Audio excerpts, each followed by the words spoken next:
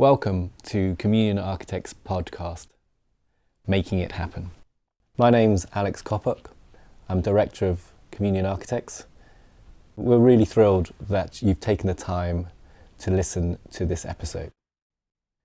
There's quite a lot spoken about the finished architectural objects that are buildings, and there's also not a bad amount of press on architects themselves. Where we feel that this podcast can really add value to the process of architecture is describing in more detail and giving colour and spice to the actual design process that sits behind the architectural process, and also the construction process that takes the ideas and turns them into a built reality on site. And those two processes are fascinating, and they're also quite quiet in that they don't receive that much attention. We're really thrilled when we get to work with individual clients, especially on some of the most important spaces in the world, and that's their living spaces. And often it is the case that for our clients, this may be the first time or at most the second time that they've been involved in an architectural and construction process. And therefore, it's not always what people expect. The design process is in lots of ways fantastically creative.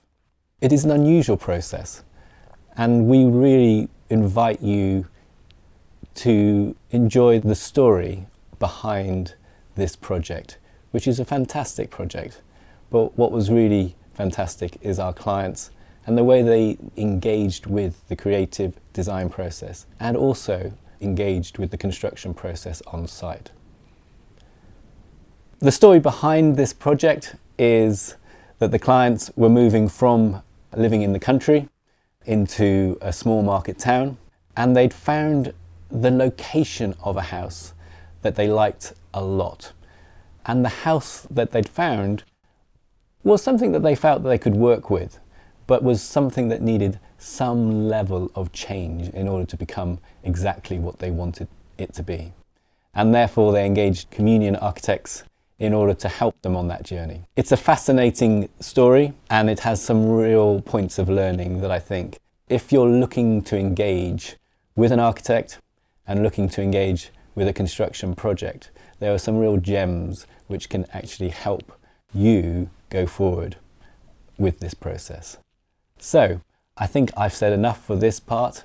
Why don't you just sit back and enjoy the conversation between our clients and how they look to work with us and the construction team to deliver their project.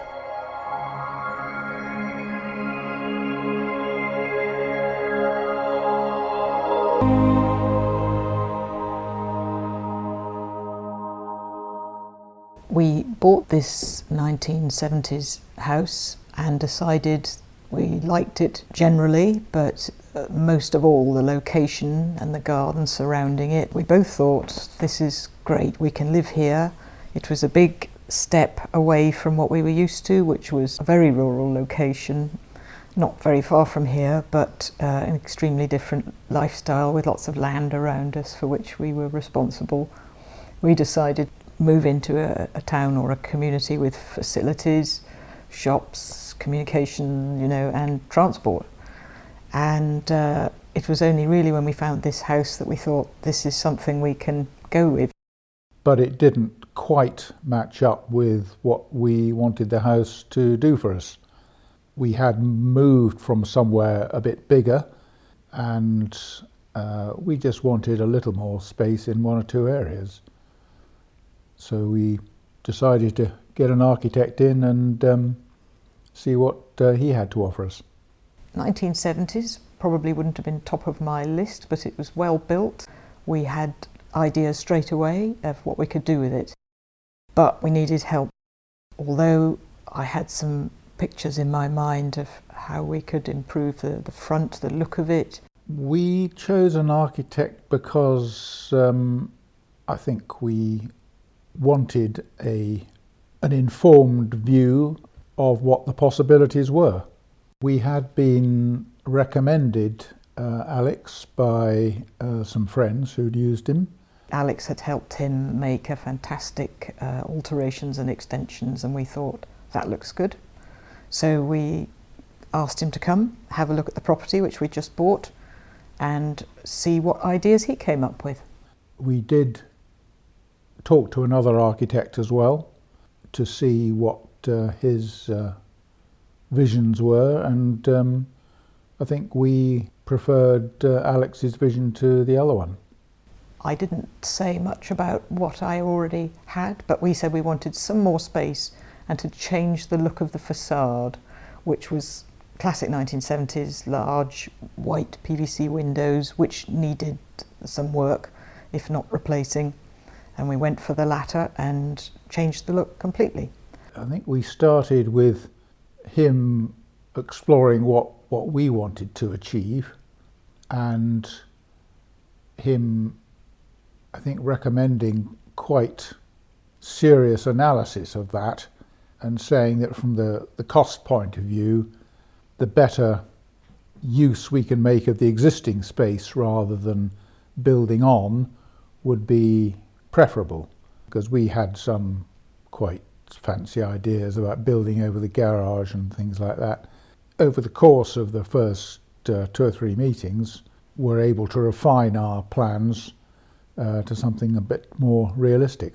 So having gone through that process, then we engaged him to prepare plans for planning permission purposes. Originally, I think we were thinking of perhaps a conservatory or just a garden room added onto the living room, but he came up with the brilliant idea of incorporating any extension into the whole living space, which is part of his great vision for complete use of a space rather than occasional use of a space. Particularly if we'd gone down the conservatory or garden room route, it might have been nice spring, summer and autumn, but maybe not in midwinter, and maybe it would have been shut off too often as a separate room, rather than the way he did it, which was to open up what was here completely, take out the huge 3.6 metre window and let it flow right through into a complete extra part of the room. It was great working with Communion. We chose them over one other architect probably because of the ideas we put forward of what we wanted to do to improve it. Alex kind of picked up the ball and ran with it and expanded our ideas gently, but creatively. Whereas before, I think the architect would have built what we asked for. But as we needed input, much more vision, and more possibilities to open it up. And I think that's why we went with Alex, apart from the fact we'd seen his wonderful work already, and thought he would give us the best end result. And from the word go, we got on well with him. We liked him. He listened, which was good, and yet his ideas that he put forward, we really did like most of them.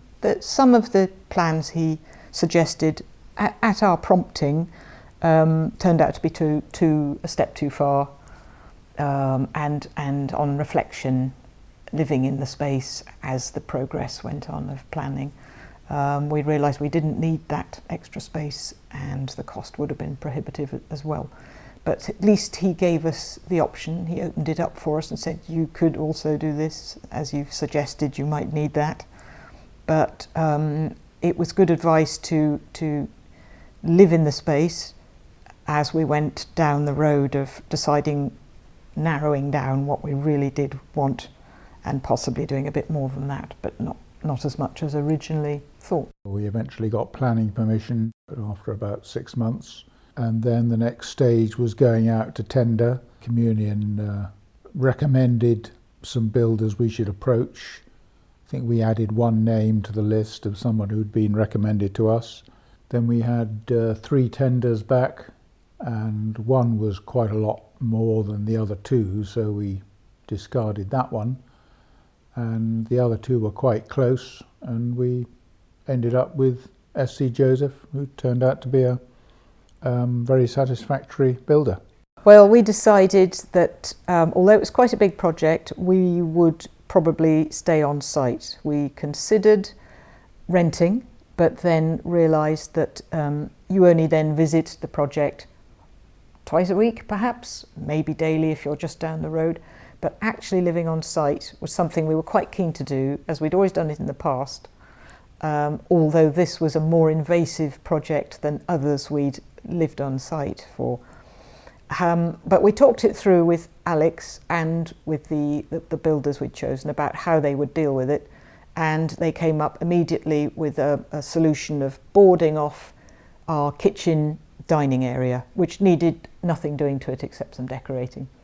And so at least we knew we'd have a safe place, as it were, a sort of haven that was our space, and we could shut the doors, and apart from any dust that gets through anything, even if you shut doors and have boards across spaces, that's where we spent a lot of the time. Of course, we were very lucky. It was summertime, the weather was dry, we could escape to far points of the garden, and we fortunately put up a very nice little summer house in the back garden, where when the drilling and the noise got quite high, as it did when they were taking out windows and putting in steels, we would disappear with a cup of coffee to the garden and to the summer house and shut the door, where we could hear each other speak briefly, because the noise level is very high. It's very challenging, it's testing. You can go out a certain amount, but you can't go out all day every day when they're doing really noisy bits. The noisiest bits were the demolition, as always. The construction was just the gentle sound of the cement mixer and the chat of the builders and the radios, the usual thing with a building site. But it was all part of being here. We were almost part of the building team. Daily consultations on, you sure you want this here, or would you rather have it there? Where do you want this light switch here? Do you want another light switch there? Things they'd have just had to make up if we weren't around, and hope that we liked it. And from previous experience, we've had some close shaves on things being in completely the wrong place for practicality, because we only just came in and saw it in time for them to change it. So living on site is not for everybody, but apart from the fact you save a lot of money not paying rent, you are there. And as long as you can tolerate the noise, the dust, and moving from room to room, it is well worth doing. If, like us, you can have a part of the house that is not invaded. We had to move bedrooms 3 times as they removed the PVC windows, built the brick pillars, boarded up the cavity so that the window contractors could come and measure the actual finished space, because they wouldn't manufacture the powder-coated aluminium windows until they had those actual spaces measured. So that was sort of 4 months of moving from room to room, which was actually quite interesting. I mean, it was quite testing, because you had a lot of stuff in the room with you, other stuff we stored in the garage or put in another place. But it was quite interesting to sleep in different rooms, albeit not under ideal clean circumstances with space, but that was fine. It was summer, and actually we ended up in rooms briefly that were still boarded up, although the windows arrived a few days later, so that was all right.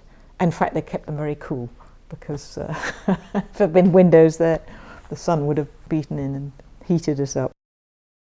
Once we'd gone through the initial sort of discussion about our vision and the possibilities, and we commissioned Alex to prepare plans, there's an awful lot of work that he has to do at that stage, which was not obvious to us. The plans were extremely detailed. It all came together at the end, and by the time we were going out to tender, things at that stage moved quite smoothly, I would say. We lived here the whole time, and I must say we were very pleased with our experience living on site. I think it's quite important to have at least 1 or 2 areas of your house which is free of building work. If you're going to be living on site, just make sure you do have some space to retreat to. We had a little summer house in the garden, which we did use from time to time, especially when it got noisy in the house, which it often did in the early stages. At the beginning of the building phase, Alex set down various times at which he would visit the site, and it was basically on a fortnightly basis. So every month there would be a sort of fairly formal site meeting with him, us, and one or more of the builders, and the other one would be just a site visit by Alex so he could check on progress, and yes, you would have some discussions, but on a slightly less formal basis. Alex prepared an agenda for that and sort of led the meeting, so he rather steered those meetings. Alex always got back to us as soon as he could, as soon as he got the message, pretty much. I reckon he was back to us either via phone or email or whatever. So we never felt, that we weren't important to him, which is vital when you're working so closely with someone, planning your whole future in a house. I think they put together a very good package in large folders, making it all very clear what it involves. We worked well as a team, I think, all the way through. I had possibly more input than some people because I'd already done a few sketches of what I thought of the house, and Alex was great in that he took those on board and worked with them and advised me on how the proportions should be, because I just had a vague picture in my mind of possible windows at the front. And his gentle guidance, but experience, absolutely, made it for us. That's what I needed. We wanted someone to tell us what was possible and what would work and why it would work, because we did ask perhaps more questions than some about why we should have that and not that. And that was good. That all worked very well. Even though we scaled back the plans, unforeseen things happened in the build, because when you go into an existing building to put on new work, you inevitably find something that needed doing, and some of the PVC windows had been sagging slightly and steels had to go in. So the contingency fund continued to be dipped into quite heavily, but that was still okay because we had allowed for that pretty much, to be realistic about things that could be found and could turn out to be more difficult to do than a straightforward new build or a straightforward new extension not attached to an existing property. Well, I think if you decide to live on site during a big project, you can shut yourself away and let them get on with it, which we did most of the time. But because we were on site and they understood that we were amenable to consulting and even watching them do something and say, are you really going to do that like that, or could you do it another way? I think they realised we wanted to be involved. And as a result, there were some days when minor issues cropped up, like the people who provided the bathroom shower panels, for example, they'd only sent 1 or 2 tubes of sealant. It had to be that colour. They didn't have any more when the builders phoned them. I said, don't worry, I'll go online, I'll find some matching sealant. I'll get some for you by tomorrow. And I did. I think I found a shop even in Hereford that had a couple of tubes left of silver travertine or whatever it was. And they were very grateful because they could get on with what they can do, and that's something I could do sitting at the laptop in the kitchen and feeling part of the team, really. And they went off and got it, and the sealant was done the next day, rather than compromise with a slightly different colour or leave it unfinished for a lot longer. So things like that really helped. And there were times when they were all pushed and they needed one pair of door handles, but I knew it had to match the existing, so I found the suppliers and issued either the builder or the project manager at SC Joseph with the information. And then I could sit back and let them get on with it. But I think the thing about getting involved is these people are in your house 5, sometimes 6 days a week from 7:30 a.m. till 4:30 or whatever. And if you don't get involved a bit, and I even got in the car and popped down to Homebase to get something, just so that they could do it while somebody was here, the plumber or the carpenter or the electrician, and whatever, anything that helped really. But that was how I work, which is okay, but then you may have to be patient for longer, because that will come in under snagging at the end, rather than let's get this room finished, and if there's just one thing left you can't find, I'll get it. And of course, We were told to make a list of things we had supplied that were in the contract, but that was fine. We sent it off to the firm and they took a note of it. And I think that way you get on with it. If you're living on site, you want to get on with it. If you're living off site, okay, it's a bore if it drags on, but it's not exactly affecting your life day and night, as it were. Whereas here we were really keen to help them along so that we could get it done and move back into a house that was ours, you know. And they were great all round with that.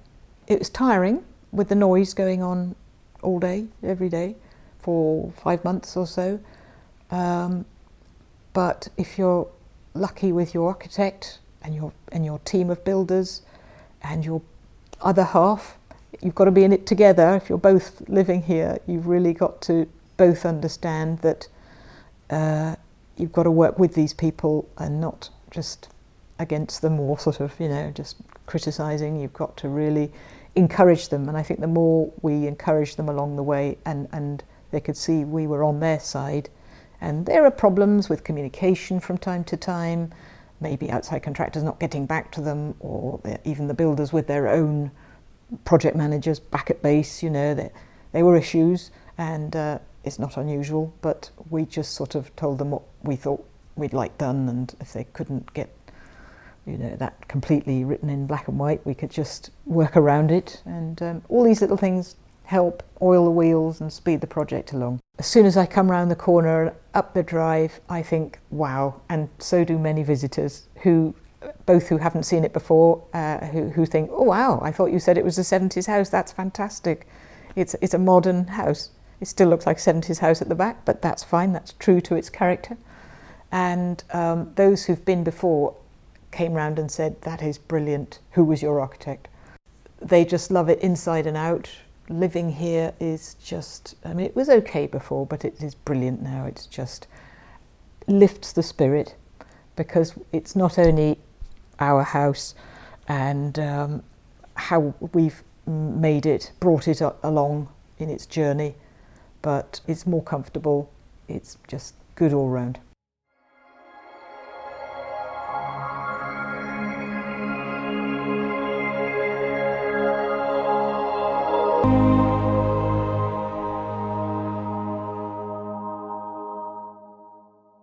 I thought that was a great story. I loved the way that the different characters came out so clearly.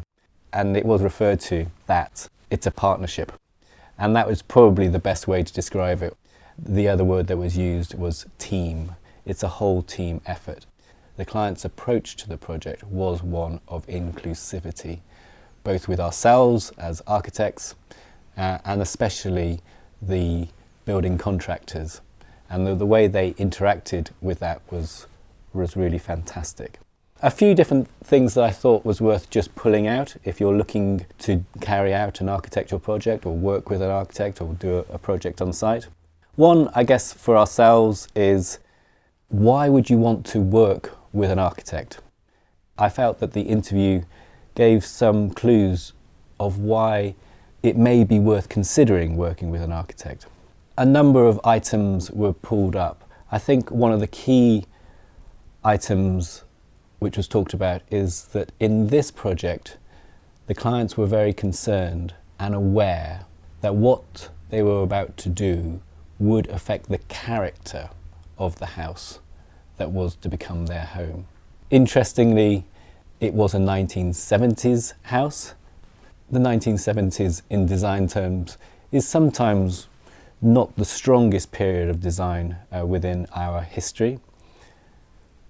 It's also interesting that in this case we were asked to design a front extension. Often extensions are to the side or to the rear of dwellings, and therefore the character of the house that is presented will not be affected by the building work that is going to be done. Whereas in this case, the natural place to put this extension was on the west side, which was the front. Part of the reason the clients looked to work with an architect was to have confidence that what was designed would work. And I think that through the discussion that you can have working with an architect, that as ideas are discussed, some of them are not carried forward, but you, through the process, condense and condense and condense to the strongest ideas, and you've looked at options and you go forward with the preferred route, then that gives confidence that you know that you are doing the right thing. One of the reasons for bringing you this particular interview was the way that our clients sought to work with us. They were very interested in asking questions. We enjoy that process, and we work very hard to listen to what our clients are asking of us. But also, we often say that a conversation is a fantastic design tool. As an architect, I can only go so far in presenting ideas before I want the feedback from our clients in what they think of those ideas. The design process, as we see it, is a two-way process. We listen, we respond, we look to add in ideas, we look to present drawings. People look at those drawings, consider the options lay before them, and respond. And in the very words that people respond back to us, we understand so much more about what is required. So never undervalue the meetings or the conversations that go on between you and an architect. Then moving to the works on site.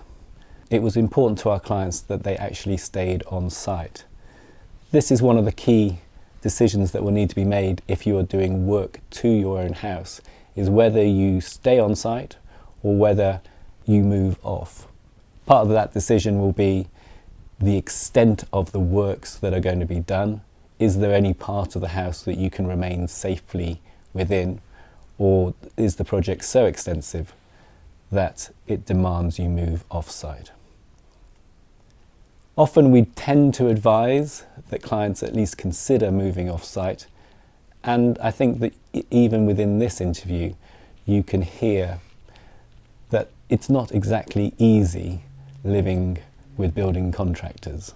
It's noisy, it's disruptive, to a certain extent it's dirty, it's dusty. You can feel as if your house has been invaded. However, I thought what was interesting about our client's approach in this instance is that they saw that there was a real opportunity for staying on site.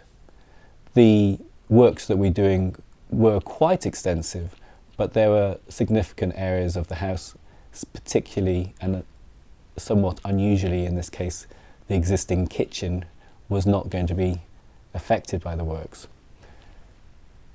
There's obviously a financial saving that if you have to rent, that's a real cost, that is a month-by-month cost to the project, and not always easy to find short-term rental accommodation. But for our clients in this situation, they wanted to have the day-by-day interaction with their construction team, so they were always aware of exactly what was going on, and interacting and making the small, minute and subtle choices that are required to bring what is ultimately a very personal building in the most efficient and effective way. There were some number of examples given. Placement of switches and electrical sockets is always difficult. These are marked on plans. Should the switch be here or there? And the difference between those two spaces may only be 100 mil, but that can be an important 100 mil within the spacing of the room. They also took a really proactive approach to the project, and this is one of the key areas we wanted to share with the podcast, in that they sought to be part of the building team. If they could help, they looked to help, and in their view that helped get the project over the line quicker. A very good example was given in terms of the silver travertine silicon. Many people would say, well, that's the builder's issue, and it surely was. However, for our clients, it was a way that they could help the builders, which in the end paid dividends because it completed the project faster for them, which is good for all parties, but particularly for our clients who were staying on site. And with the best will in the world, the faster the builders left site, the better for everyone involved. It's interesting that we looked to record this podcast almost immediately after the completion of the building project. We did this because we felt that the project had been so successful in the way that the clients had engaged with the contractors on site that we didn't want to lose any of the value in bringing this as part of our podcast series. When we record other feedback interviews, more time has gone past, and therefore these on-site issues very, very quickly get forgotten. And what you get is the pure enjoyment and the difference that it's made to the space and the house as a whole.